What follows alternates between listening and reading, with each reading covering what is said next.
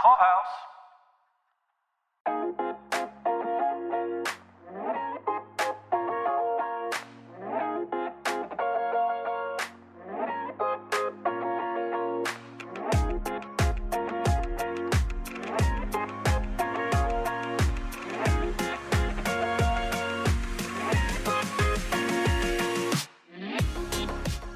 Welcome to Decorating the Set from Hollywood to Your Home with your hosts, Beth Kushnick and Caroline Daly. Welcome to Decorating the Set from Hollywood to Your Home. I'm so excited to talk about today's guest for the show, Steve Elton. Steve is the Chief Brand Curator for Brown Jordan, leading manufacturer of fine leisure furnishings, meaning outdoor furniture. Beth, I know you have a lot of experience with using outdoor furniture in your projects, and it's such a huge, wide world of choices out there. How do you even start to select the right pieces for your outdoor setting? Like, where do you even begin?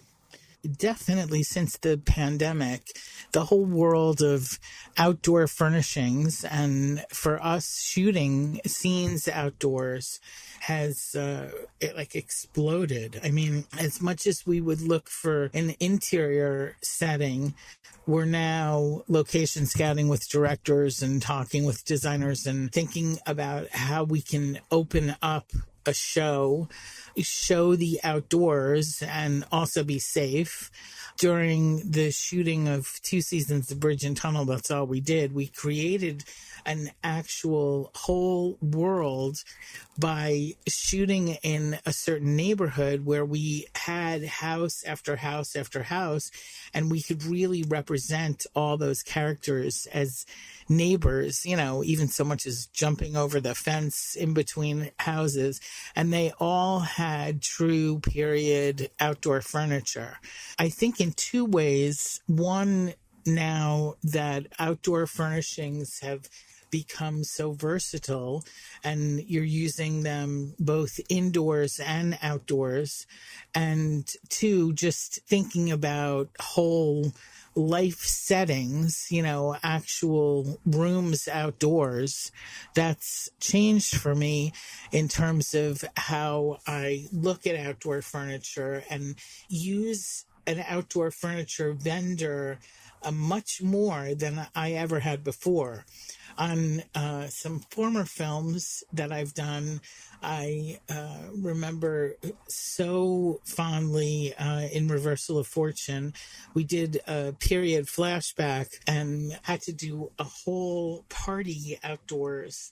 And the way in which we represented the period was we took lace fabric and wrapped the umbrellas and draped it over the umbrellas. And it was just this beautiful scene out in a field with all these umbrellas and tables and chairs, of course, dressed in lace. And that was really one of my favorite scenes. It just was something so simple that said the period and it gave you the ethereal aesthetic of this whole scene. It was great. Spring is just around the corner, Beth, and I feel like everybody's ready to get outside. I mean, it's nice and warm where I am. I'm down here in Houston, but I saw it was like snowing yesterday in Pasadena, California. I don't know what is going on in the world. Yeah, but it's summer in New York, so I know. What is going on? I don't know, but give us some tips as we are trying to set some budgets, some realistic budgets about how much are we expecting to spend outside, and just sort of gearing up to get our outside looking like we want to entertain again and be outside again. I'd say my tip to everyone is to consider that high-low adage that I take with everything. What would be an investment piece? Maybe the investment piece is an outdoor sofa or an outdoor fire pit. You'd be surprised at every economic level that you can find outdoor furnishings. Get a clear vision of your budget and where you're going to invest. As my first tip. And then I would say look for pieces that are versatile, that make sense, that are light enough that if you want to bring the chair inside, you don't need a forklift to do it. You know, something that's versatile both inside and outside of your home. Then I would say look at these performance fabrics that are new to the industry, in everything, you know, in the chair coverings and the sofa coverings, and also in the rug collections. Indoor and outdoor rugs have come such a long way in their style and can be used both inside and out. I love using classically outdoor furniture inside because they're so durable and so easy to like wipe down and keep clean and everything. And they just don't show the wear and tear that regular indoor furniture does. So I love it so much. Just recently, I was at one of the big box stores, and pretty much all of their rugs were really indoor, outdoor, even though they were very much intending for you to use it like in your living room or outside. And I'm so glad because I was able to find one for under the kitchen table, which now I've got kiddos who spill on the floor and do stuff, and it's super easy. You just wipe it right up. Super duper easy. So I highly recommend checking out those outdoor or classically outdoor items, right? But bring them inside as well and take some of your indoor stuff and take that outside. It's true that if you're looking for extra seating, you don't have to go to sort of the boring folding chairs. So many of these outdoor chairs are stackable and really nice, you know, rattan or some cool color. So look in the outdoor furniture department as well as the indoor. Absolutely. And super great with pets and stuff too, because like easy wipeable, surfaces, just so much easier. And now here's our interview with Steve Elton from Brown Jordan Furnishings. Joining us today is Steve Elton, a legend in the outdoor furniture industry and the Chief Brand Curator for Brown Jordan, the leading manufacturer of fine leisure furnishings. Steve, thank you so much for joining us today. Thank you. I'm privileged to be here. Steve, tell us a little bit about Brown Jordan for our listeners who don't know, and a little bit about your background and journey to the company. Brown Jordan started in 1945. The founders were Robert Brown and Hubert Jordan. It was right after the war, September 7th, 1945.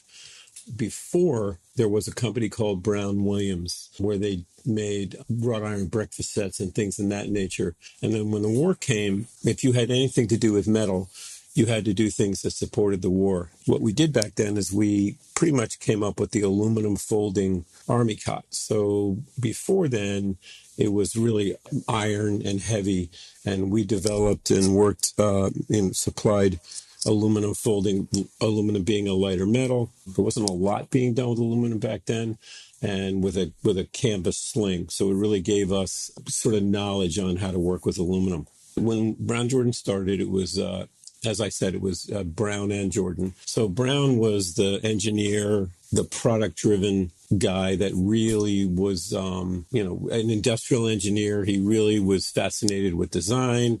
He was really fascinated with quality, and he was very, very forward-thinking. He really wanted to establish an outdoor furniture company that was innovative in its thinking and using new materials. If you think back then, it was really Adirondack chairs, picnic tables. Outdoor furniture was really just a necessity, not anything that was anything you thought about it as it regarded to leisure or anything like that. Jordan was a designer who, was in the Hollywood scene.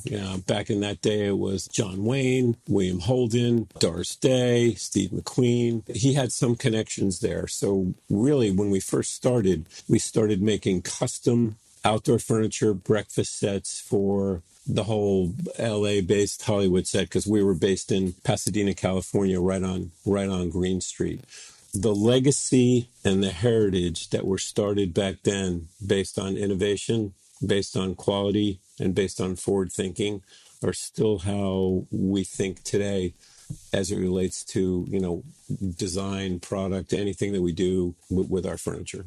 You know, Steve, I wish I had known you when I was looking for one of my hardest sought out situations, army cots in mass, for one of my first jobs that were surprisingly difficult to find. We mentioned in the intro that your title is Chief Brand Curator. Can you tell us a little bit more about your role at Brown Jordan? So I started on July 8th, 1990. Actually, I think my first inspiration was in 1967 as a young boy. My mom had art digests, and I guess a little bit different than most boys 9 and 10 years old.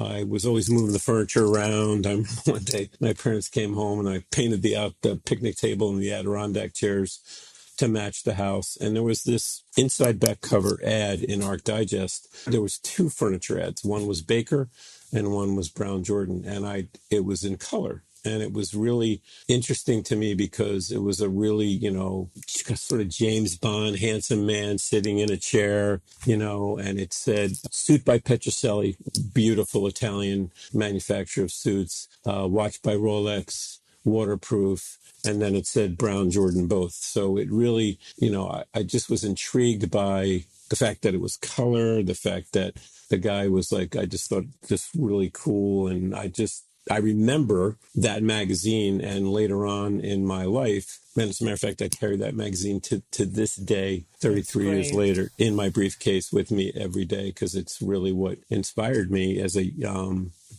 I didn't know it at the time, but I went back years later after I went to design school and started to learn a little bit more and knew that this is what I wanted to be, sort of in the creative industry, if you would. I went back and went into my parents' basement and looked at all the looks and lights and Art Digest and found that magazine, and it's pretty tattered up now, but I do carry it with me as sort of an inspiration and my homage to Brown and Jordan, sort of my connection to them, if you will. That's great. That's really something for our listeners to take to heart, that one image can have such an impact on you when we're talking about inspiration. We talk about, especially now with photos and, Instagram and everything, inspiration being all around us. I found that lately on jobs, one photo can set off the whole tone or the whole look for a job. What happened was in the late 70s, after school, I was so inspired by the whole creative process. I got a job at a high-end furniture store that carried outdoor furniture. And at the time, Brown Jordan was really sold through designers, decorators, and Bloomingdale's. Mm-hmm. So, but they would entertain independent dealers, that they thought were boutique-y and could be luxury. I talked to the owner. One thing, I am very passionate and I am very persistent. So I talked the owner into bringing Brown Jordan in. They had some outdoor furniture, one company up in Granville, New York. And when I got the catalog, I'd never seen the catalog before. I was just like, I knew it. And the paper was nicer. They had models. Coincidentally, a couple from Westfield, New Jersey, walked in, young couple, and they were looking for outdoor furniture. They wouldn't even entertain anything but Brown Jordan, and it was actually the first sale I ever had. I was, worked on their floor as a sales person and their merchandise person. I did their displays. I just felt like it was my destiny. So I started writing Brown Jordan letters. Back then, there were no fax machines. Yeah. I started writing them letters, and I wrote them letters for 8 years. Got married, had my daughter, watched my friends become lawyers and doctors, stayed at that store. We expanded, and, I worked on merchandising and things in that nature. And after about 7 years, I realized that nobody at Brown Jordan was answering my notes. So I said, you know what, you got to control your own destiny. So I made it my mission and sold individually over $1 million in 1 year in 1988. And in 1989, they came a call and said, you're not going to stop writing letters, are you? And I said, no. And so they They offered me a job in sales as a sales rep in the worst territory in the country. And I told them, I'm creative. I don't want to do sales. And they were like, you've got 8 days to decide. That's the job. This was in June of 1990, late June. And I took the job and started on July 8th, 1990 in sales in the Washington, D.C. market, which was, like I said, last in volume. And I over the years, I've had two great mentors, and I've met some really wonderful people, and I've got lucky and was able to, I guess, approach sales in a different way. It went from worst to first within a very short period of time. Wow, that's so amazing. It shows that, when you have a commitment to a company, to anything, it really pays off. I have years at a network, one show after another. One thing it begets another. So that's something else for our listeners to really think about. I do a lot of mentoring now and, do some stuff at SCAD and things in that nature. And I believe, for me, in my time at Brown Jordan in those early years, my first mentor was Richard Fernier, who was probably the most prolific outdoor furniture designer that walks on earth. And he really took me under his wing, and he really, I was very inquisitive, and he really helped me, gave me opportunities. Giving young people opportunities, I believe, is a huge part of, especially as you advance in your career. He gave me my first opportunities that really helped me grow. We have a lot of younger listeners who are just trying to figure out their career path and trying to figure out, like, how does my creativity work in an employment environment? I would say that a lot of people, though, you mentioned like lawyers, doctors, everyone's becoming, there's a fair amount of people who don't know what a chief brand curator does. Can you tell us a little bit so that maybe someone who's listening will be like, you know what, that's actually a path I'd like to pursue? This job, actually, my second mentor, who's the CEO of the parent company now, is the one that came up with it. And friends, Richard helped me. I have a really close friend who used to be the editor of Rock Digest. She helped me with this, coming up with this title.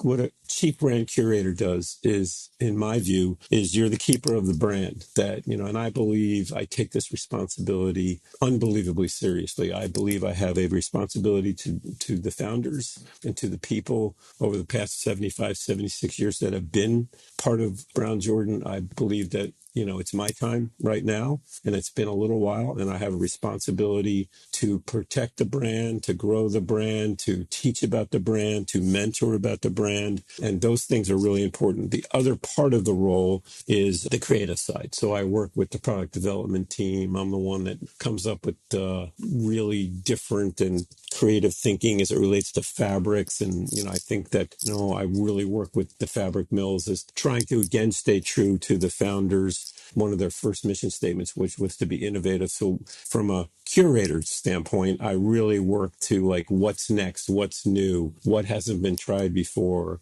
why is this not a crazy idea, and what are things that we can do. When you're a brand of consequence and you're a leading brand, it's great, but you got to make sure that you do things that got you there in the first place, and that you think forward to keep you as an industry leader and, as a worldwide leader. And I think that one of the things that I'm most proud of with Brown Jordan is we are that. We are, regarded as one of the finest outdoor furniture companies on earth. Right. And you have an incredible history. Something that we experienced having started the podcast, actually, when COVID started, there was a whole kind of new way of thinking about outdoor life and living outdoors and outdoor furniture. Did that have an impact on the company? Yes, especially over a course of time. So there's so many things I'm proud of our company, but I think one of the things that I'm really proud of is we have developed first to the world and first to the industry all kinds of different ways to bend metal, all kinds of different materials. One classic example, driven by Richard Fernier back in the early 80s, he developed what's now looked upon as synthetic woven outdoor furniture, which is, polyurethane. And back in the day, when it was first developed, it was, frowned upon. But now it's on every spectrum, whether it be the most expensive or it, be really price conscious. Brown Jordan, led by Richard, developed the synthetic woven category, back in the early 80s. And there's example after example after example after example of things that we have brought to the industry and brought to the world that had never been tried before, materials that have never been used before. We don't take no for an answer. There's many instances where we've worked with fabric mills and and you can't bend metal that way. You can't do this. And sometimes, there's a fabric that we developed that has this stretchability to it. It took 4 years, and the fabric vendor basically looked at us and said, we're not going to be able to do this. And then we came back a couple of months later and said, yes, you can. And this is how you can do it. And I think that just shows persistence and wanting to be a luxury brand and an industry leader and bring things to everyone that are different and unique. That's our motto as set decorators and working in the film business. We are accustomed to not taking no for an answer. That's a great way to think.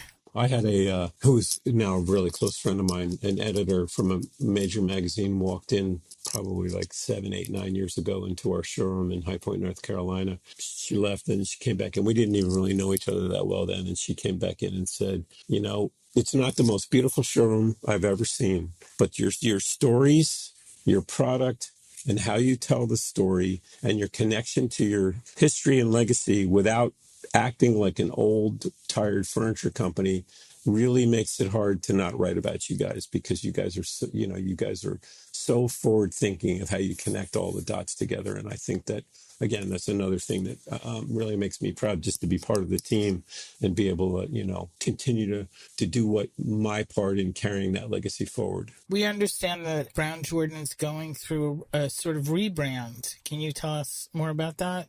Sure. So I think that, as you go through the decades, just like anything else, things change. And I think that, the brand has always never changed in its luxury or its relevance or who it is. But as Europe has come to America, there's some really great outdoor brands that have come from Europe that are very forward thinking, that, look at things a little bit differently. And I think we had to step back and say, from a marketing standpoint, even from how we shoot at photo shoots, how do we continue to be the great American brand that we are and continue the image of luxury and innovation, and how do we look at it differently than we had been in the past? Nothing that was being done was incorrect. It wasn't groundbreaking. And I think now, as we go through this rebrand, we've done photo shoots a little bit differently. We've done some in studio with famous photographers and done it a little more edgy. We've gotten a little more fashion aware and fashion driven. We have consultants and we have a bunch of great people from other segments of other industries that have really helped us. And I think that the rebrand is just about taking something that's wonderful, that's a great brand, and just thinking about it a little bit differently, making sure it stays relevant and luxury and understands to stay who you are. You have to do these type of things.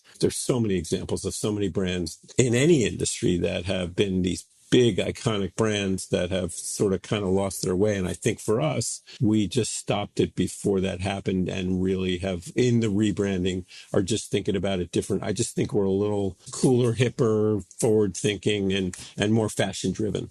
Have you found that when I was doing 2 seasons of Bridge and Tunnel, it was really at the height of COVID, we set a lot of the script, we kind of altered things and brought everything outside, and that brought with it a need for period outdoor furnishings, 70s, 80s, and I was really surprised sort of to see in the market that there's a retro style where I found both authentic period stuff that people were selling, or I found it in their basements.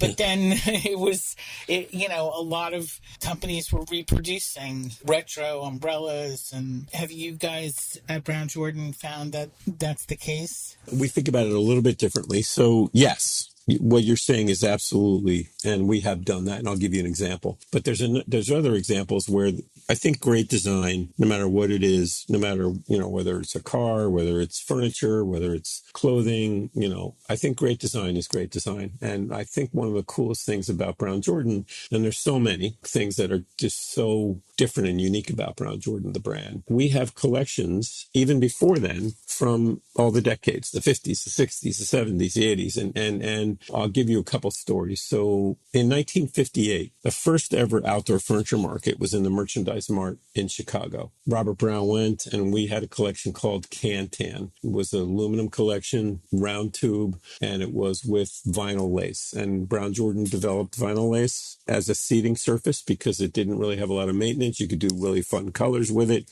and you could do different types of basket weaves and design with the vinyl lace, easy to clean. Like I said, you didn't have the maintenance. So at the Merchandise Mart, at the first outdoor furniture market ever, the first ever design award given in our industry was for Can-Tan. What was cool about that is that the collection just took off from there. It was awarded by the U.S. Department of Commerce as the furniture that was in Tokyo at the World's Fair in 1960. It won an award given by Alcoa in 1959 as the best use of aluminum, which, if you think about it, people hadn't really figured out how to use aluminum because it's a softer, lighter metal. And then, funny story, but in 2011, Richard Frenier and I were having a conversation about what's next. And Can-Tan had been dropped back in the early 80s. And so Richard asked me a question. We were on the phone, and he asked me a question. He said, "So what's your favorite collection ever at Brown Jordan?" And I said, "Well, oddly, I think it's Can-Tan. I love walking through the streets of DC, and I look at a brownstone, I see a little Can-Tan chair peeking from behind the corner." And he started laughing, and he said, "Me too." And then I said to him, "But how do we do that? How do you bring back a collection without looking like a tired old North Carolina furniture company? How do we do that? We got to think about that." And so we put our heads together and we developed what we call Suncloth strap, which is a material strap that has an elastomeric mesh sewn into it, sort of like a sock, if you will. We put it on a brass frame because we wanted to pay homage to one of our earlier collections called Walter Lamb Bronze. We introduced it, long story short, in the same building at the same market in 2012, and it won the same award from 1958. That's the testimony of great design and being innovative. And that was what drove my friend, the editor of Arc Digest at the time, who came back in and said, "This is a great story here." And I think that we have many of those, and I'm sure we'll talk about more today. But I think that that's just a great testimony to a great brand, iconic design, looking at it from a different way by bringing a collection back, but with innovation, which made it relevant. And I was shocked. We have it today in the line. And what it did do is it brought us some younger customers because it's a little better price because it's a round tube, not as intricate to make. Number one, it's got a little lower profile. So it's from the mid-century modern. It's not your grandmother's version. No. That stands the test of time, but it also allows for innovation. You asked about a, curator. I think, that's one of the responsibilities is to make sure that, you stay true to great design, but you stay true to doing things that, people want to talk about the brand. And if there's great stories about the brand, it makes them interested in what we're doing next and those types of things. Steve, recently we've been talking at Pod Clubhouse about the season of Emily and Paris, and we saw some furniture on there that turned out to be Brown Jordan's Venetian collection. What are some other TV or film examples where our listeners can kind of keep their eyes open and see your collections on their screens? I mean, just to give you a few, because there's been many over the years. The Bodyguard, the pool scene with Whitney Houston and Kevin Costner. It was the sister collection to Venetian, which was called Florentine at the time. Home Alone 2, where he's in the Waldorf at the pool. That's Brown Jordan. Shrink is actually Walter Lamb. The Graduate, the pool scene with Dustin Hoffman. There's Brown Jordan sort of like in the background. Probably, although it had pretty well-known actors in Kurt Russell and Halle Berry, but not as well-known of a film. But it's probably my favorite. And I saw this by accident years ago. It's called Executive Decision. And again, it has Halle Berry and Kurt Russell in it. And I think it has Steven Seagal as well. In the movie, there's a scene where a building gets blown up. Fire, all these things flying all over the place. And then out of nowhere, from the sky, falls a chair that got blown up, and it lands on all four. It's just the coolest thing ever. It lands on all four, and I'm at the movie, and I'm like, oh my God. And it's actually Brown Jordan chair. And it was just the building's gone. There's nothing but fire. And then you see this black silhouette of a chair that just fell out of the sky that had obviously been blown up, that lands there. And I just thought that was like, you can do anything you want, but you can't destroy the furniture. So. Talk about feature. Yeah. The other cool thing is we were in the green room. We worked with a very well-known David Rockwell out of New York. We worked with, and we did the green room at the Oscars in 2014. That was kind of cool because that's when we had the Cantan collection. We did it in gold, and we got to really play with like really cool, fun fabrics. And that was a cool experience as well that gave us. And what was interesting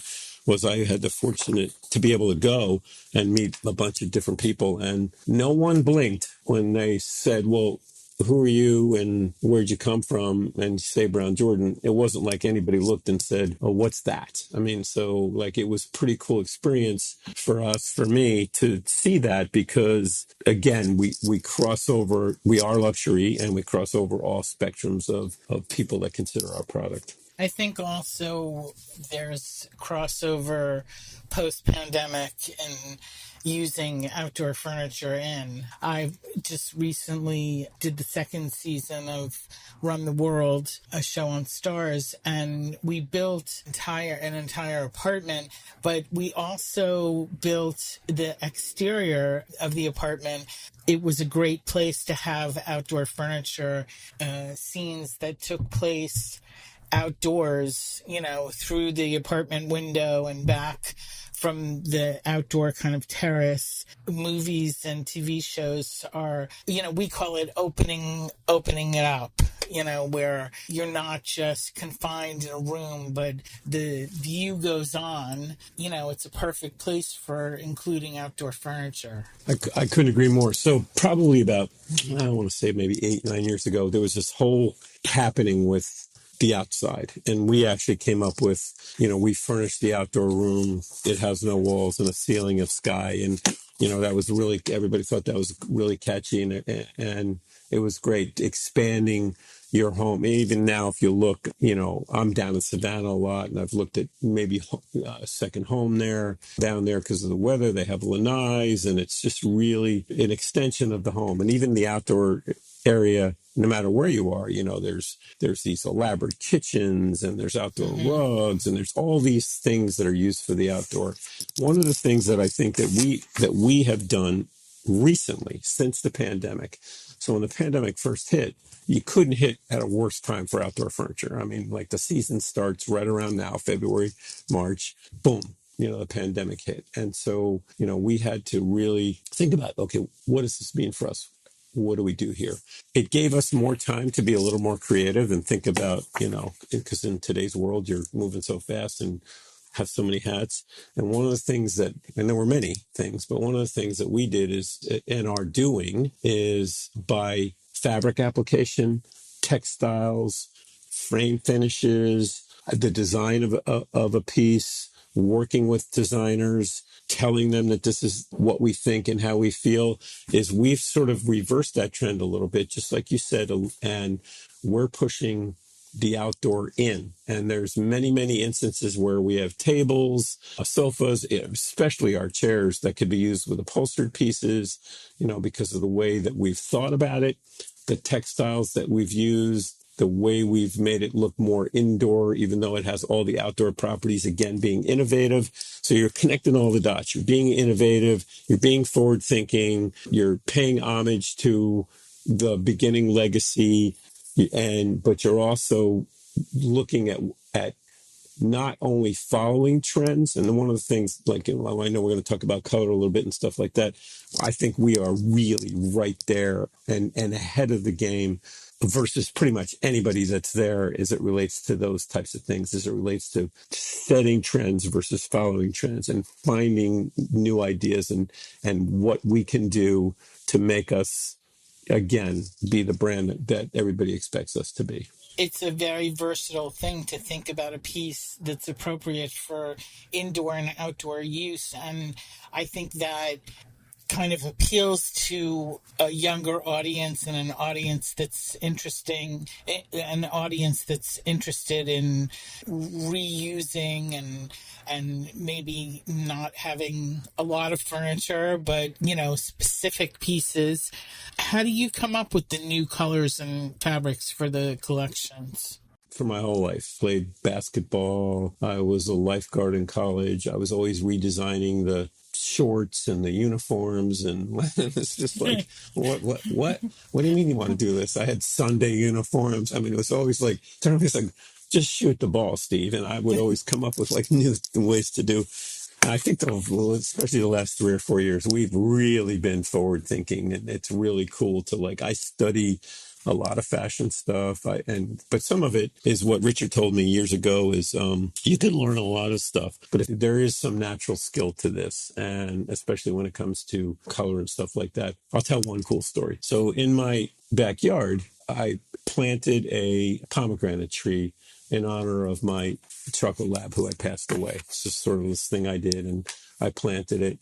Long about 2 years later, during the pandemic, the pomegranates started coming. The first couple of years, it was too small, and the pomegranates started coming. And I'd walk past, and my office is behind the house. It's a separate building, and it's what you would think a creative office should be: a bunch of windows and fabric all over the place. And I'd walk past back into the house, or I'd catch glimpses of these pomegranates with the sun, without the sun. The company says, wait for the next harebrained idea, because I've gotten inspiration, especially on color, from all kinds of weird places. But I took a pomegranate off the tree, and I put it in a plastic bag, and I sent it to my main contact at the factory, not thinking oh, by the way, by the time it gets there, it's going to be a different color. So he sends me, and it's this process that we do, and he sends me these cast aluminum pieces of a collection we had back in the 80s that I guess they just bought way too many of them. So he puts it on, because you can see it in different forms when it comes on the cast aluminum. I put them in the yard, and I will look at them. So he sends me the first one, and it came out too wine looking, too reddish brown. And so then we go back and forth. And so one day I called him, and he said to me, well,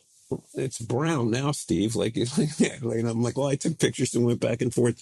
Finally, I just couldn't get it. So I asked him to put some, what we call fairy dust. I asked him to put a little gold sparkle in it, and it's just different percentages. And when the piece came and you put it in the sun, it changed it completely. It had this great little matte, but metallic. It was really didn't look like red. It was just great. So we launched it. We call that singing. Oh my God, it was unbelievable. So we called it Amandine, the finish. I didn't want to call it pomegranate. And we introduced it. And then, High Point, North Carolina is where the furniture capital of the world, and all the indoor companies go. And no outdoor company has they've won a couple design awards. We have. But when it comes to fabric and those types of things, it's always, the indoor companies that have teams and teams of people. And lo and behold, in 2021, that color won Best of Market in High Point, and has won other awards since then. And in our brand new, just recently launched showroom at 200 Lex in the New York Design Center is the feature color in a really high gloss on these really, really beautiful, beautiful curved walls. So it came, and we could spend the whole rest of the podcast just talking about where these ideas come from. But I think that one's probably the coolest one because it just came from walking past that tree, That's looking at great. it with the sun. And now it's just this color that you wouldn't think like that kind of color would be really popular for outside. It's one of the best. I mean, it's just rising up, because usually it's, whites or grays or stuff, the safer colors, but it's done unbelievably well for us. Oh, Beth is all about not the safer colors, right, Beth? You always tell us go to the end of the book, of the fabric book. Look for the swatches. Over and over again throughout my career, working both on sets and in homes, I'll tell you that this concept, it evolves in like a very natural way. Once you see it, you see how it happens, Yes. You start to see patterns if I'm doing a private interior, the frames that I put on the artwork and the fixtures and lighting and the patterns in the fabric, all of a sudden, and it's the same thing on set. I mean, I know part of it is an innate thing, but it all starts to repeat itself. You see the shapes, the color, it starts to be a cohesive look, and it's just in that moment when it really comes together. It's so exciting. It's for you and I, for people who are visually oriented, you just see it and it happens. I had the experience yesterday with a private client, and when it comes together, it's great. Truly, when you hook into a color or, a pattern that's right for someone, it's, I do everything character-based. When a color like you're describing is available for a certain character, it can define the whole character visually. So there are two things that are the most, like, that people say all the time, what's your favorite things about your job? And it's this and the mentoring part, but it's like the color part. I get so excited when I see Pantone of the Year and see that we were there ahead. He is our people, Beth. He is our people. I know. Or I look at fashion and I'm like, every year we're like, what's the color of the year? And I look at fashion, I'm like, wait a minute, like we were there before all these other, like I just get so, and like our new color that we just introduced, I'm like, I remember when I first started working on it, it was like, oh my God, looks like, what is it? We call it Austin. So that is not a description. Is it burnt orange by any chance? It is burnt orange. But, I had a feeling. But wait a minute, it has a little bit of that sparkle in it. It's got a little bit of that fairy I love dust. it. Fairy dust. I'm a University of Texas alum from Austin, so I love that so you color. got to know I love that color. I saw a rusted piece of iron that had I live right on the beach, and I saw this rusted piece of iron. I took it home, looked at it, put it in the yard next to the pomegranate tree. And people always are like, what I mean, I have a really pretty yard. I work in the garden, but it's just like all these like other things, like sample chairs everywhere. One time I sent a stick that my dog found to the factory, and they duplicated it, but I saw this rusted piece of metal. I went and bought Krylon like spray paint, and I'm like mixing it on there, and then we send it to the factory, and they're like, well, what's the PMS? There is none. We're not going with PMS. We're making our own PMS, and that's what we do. And you're like, we don't need no PMS. No, you got this. People ask me all the time. They ask me all the time, like, what's the? There is none. This is ours. We did this. We You're like, grow up, people. We do this on our own. It's the ultimate ability to create. You have all these things at your fingertips, and it's really about how you use them. Well, the day they have to come to me and say, pick a PMS, then I know it's time for me to go do something else. They're like, hold on, I have a stick around here somewhere. Hold on. Steve, we've loved talking to you today about Brown Jordan, but before we let you go, can you tell us about your role at SCAD, the Savannah College of Art and Design? I hold Savannah very dear to my heart. I've spent my most time on location in Savannah, Georgia, and Atlanta and Macon. It's many years ago now, but some of my greatest times on set and in the film business were in Savannah. Both, this was a little prior to a lot of shooting going on down there, so everyone was joyful to participate and help us. It really is the most beautiful place and inspiration. The Savannah College of Art and Design is a place for students who are interested in just what we're talking about, all kinds of creativity. Wow. So this one gives me goosebumps. And, I think I've been fortunate enough, and I never would have, in 2018, I don't really know why, but I was fortunate enough to be honored with the Lifetime Achievement Award in our industry.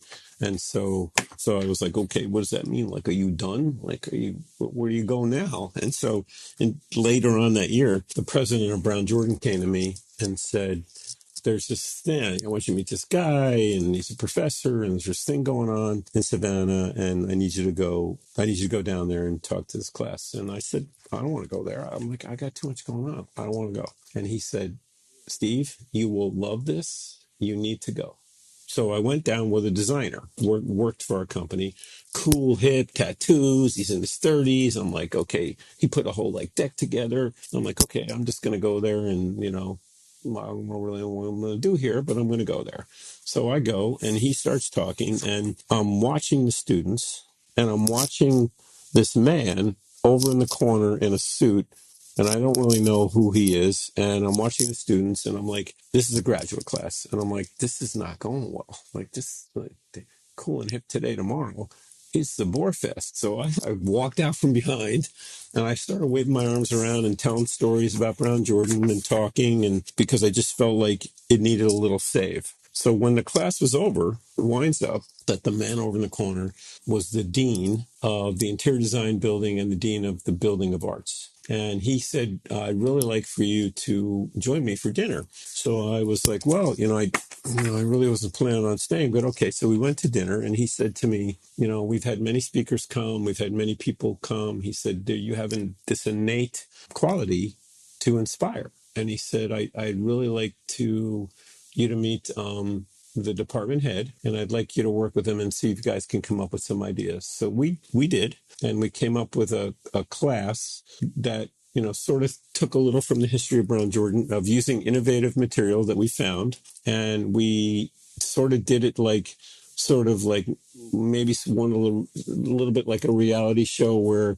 it was sort of like a design contest. But the class was walking through the students as interior designers and what they could expect from a client, and what the process was from a client. It was clearly outdoor furniture with using a different type of wood. And we would award first, second, and third. And then we would look at the one that was awarded first at actually maybe putting it in the Brown Jordan line. As the class started, I was on a plane getting ready to go to Savannah, and I got a call from that same editor from Bark Digest, who said to me, where are you right now? And I said, I'm on a plane. I'm doing this thing at Savannah. I'm really feeling great about this. And she said, well, I'm an honorary dean there, and I'm on my way there. Let's have dinner. So we did. That blew it up even more because of the friendship and because of her love for students and her love for design. And then I brought Richard for midterms to help. When I brought them to that class, they were like, oh my God, this guy's a rock star, because they did all their work. And it was, again, it was a graduate class. The class wound up winning a huge award at SCAD. And better yet, SCAD came to us and said, we would like to feature our booth at the Contemporary Show in New York at the Javits Center of this project. We are so proud of this project. That's the project that we want to feature. Would you come? And for me, like I said, it gives me goosebumps.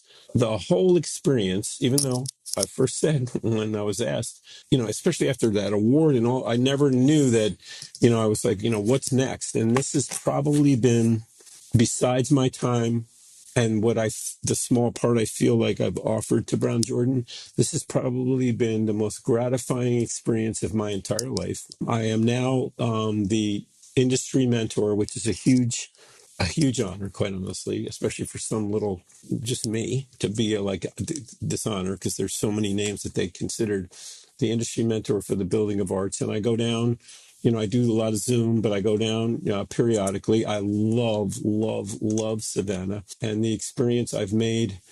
I've probably 4 or 5 other students. We've found jobs for them, whether it be with some big interior design firms, with some furniture firms, even one with our own firm. And the experience for me, I just can't even give it justice, because it's so emotional for me to be able to, see young minds, see how respectful they are, see how much they want me to stay after class and just talk to me and show me. And they are much more, especially at that age, they're much more thoughtful in their process and their questions. And I just feel like unbelievably fortunate that whatever is in this little pea brain, that I'm able to and the thing that they say to me, Beth, more so than anything, is what you said in the beginning. And it's, we've been inspired by you.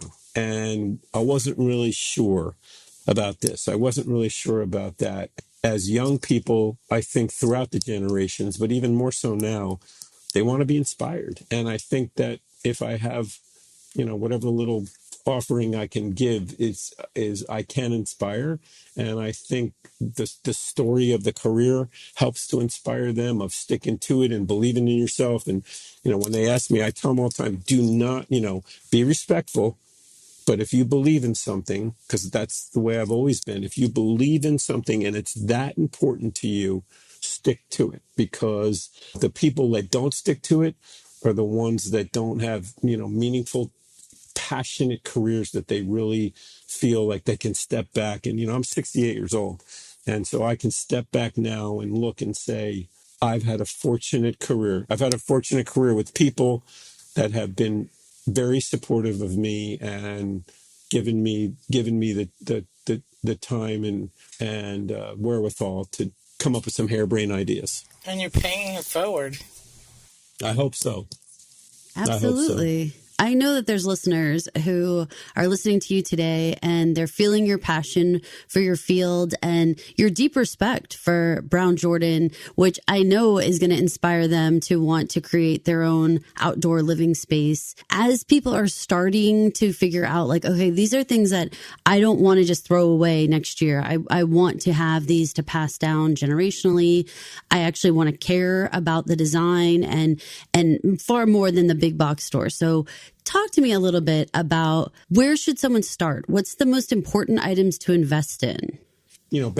I call it back in it's not your grandmother's day anymore. It used to be like table and chairs and a chaise. And that's basically what outdoor furniture was. But we talked about extending the home. And now it's really about, the seating is just as important as the dining. Whereas in the past, the seating wound up in the screen porch or the glass enclosed area, really wasn't really used outside. So now if you look even at new homes and how homes are built and the whole advent of the fire pit and, the outdoor grill and all the things that are out there, I think that depending on your financial wherewithal, quite honestly, and depending on your lifestyle, I see more and would advise more. I do a lot of weekly Zooms we offer this, and for people that, they show me their plans. I'm going up to New York on Thursday to meet a couple people in New York, in our New York showroom, to finalize colors with them. I think it's about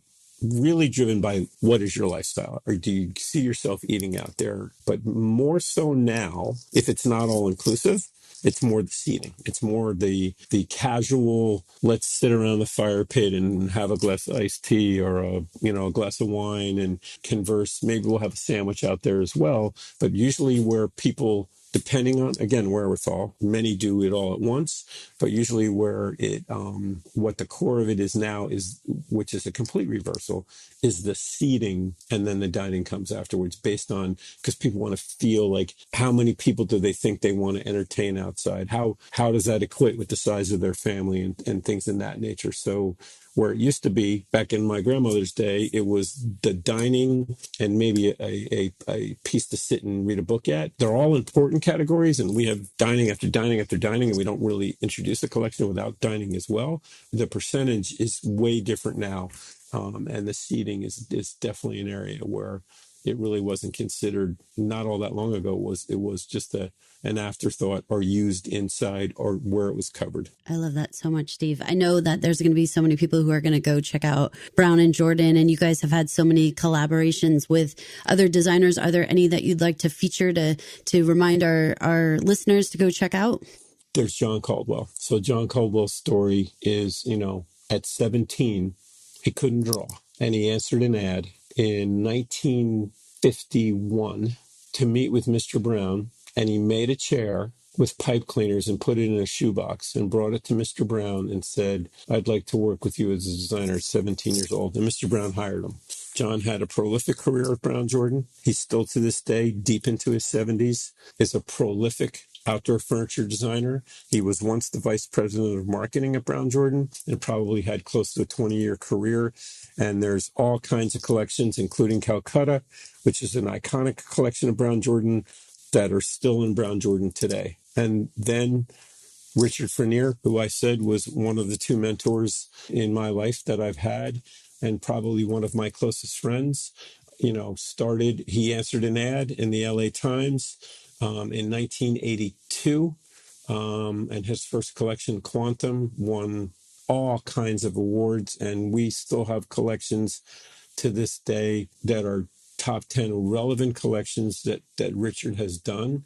Richard is also, not like all designers, very good at fabric and textiles, and is probably one of the kindest, most ethical human beings that I have ever met. And as far as skill sets, there's this story about this aluminum medallion that Mr. Brown willed to Richard, and Richard willed to me, and I'll will to somebody someday.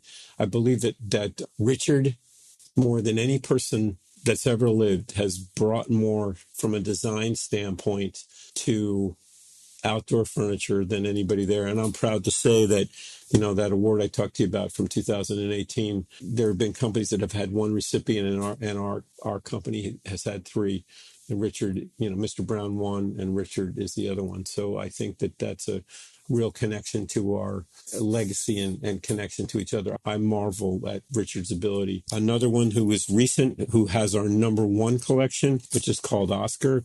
And we launched a collection with her recently called Moto, and our newest collection that's going to launch in April, which is called Oliver, is Anne Vering. And Anne brings a female's approach to design. She has a softness to her and an intellectual way that she approaches it. I think she studied our brand and our company and our offering more than any designer I've ever really seen or worked with. I consider her to be a very close friend. We talk, about our lives. We talk about all kinds of things other than furniture, but I have a tremendous amount of respect for her. And like I said, Oscar is by far and away, not even close, our #1 selling collection. And it's really, I think Anne's done a great job of mixing different media together to give it a more softer, sort of eclectic approach. And I think the mixture of who we work with and how we work with them and who they are, skill set, challenges us tremendously. And then I think the last one, which has to be spoken about because it's, probably what made us the brand we are today, is Walter Lamb. And I'll tell that story. I promise I won't drag it out. But Walter Lamb was a designer who lived in San Francisco and had a home in Hawaii. He was doing these really neat things right after World War II with brass, copper, and bronze from the sunken ships, salvage materials from the sunken ships in Pearl Harbor. Ashtrays, bird baths, wind chimes. As a matter of fact, I have one of the original that somebody sent to me as a gift, one of those pieces.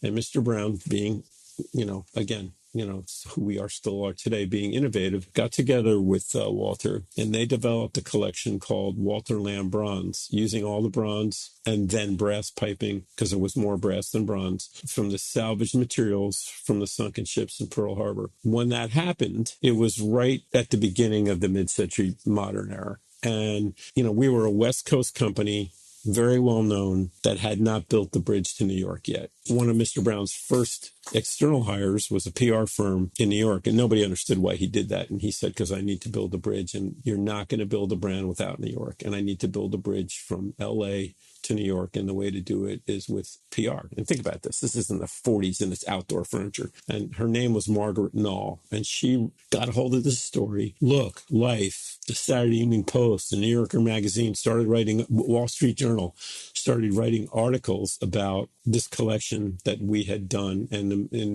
again, now using salvage materials and things like that, that's a great story. Back then, it was unheard of. And within a short period of time, we were contacted by Bullock's and then by Bloomingdale's. Here goes the story of a brand being born. It just put us, with those two. The bridge was built. New York wanted what the West Coast had, and you got Bloomingdale's coming into the mix. Brown Jordan became a brand. Steve, I feel like you've given us a history lesson, a lesson in creativity and color, inspired us. It's been really incredible. Tell our listeners where people can find Brown Jordan. We're pretty big in social media. We have an Instagram, we have Facebook. You can Google brownjordan.com. The bulk of our business is done through the interior design community. We have 10 showrooms throughout the country, mostly in major cities. And then we have what we call industry dealer partners, pretty much throughout the country. Clearly, obviously, we're in some of the finer country clubs and hotels throughout the country. But if you go on to brownjordan.com, it'll pretty easily show you where to go. And then you can find, no matter where you live, you can find a vehicle of either, whether it be a Brown Jordan owned showroom or store or a industry partner. Thank you so much. This was Steve, great. You've been amazing. It's awesome. Thank you so much. I know there's going to be so many people who are inspired by your story. I can't believe your perseverance.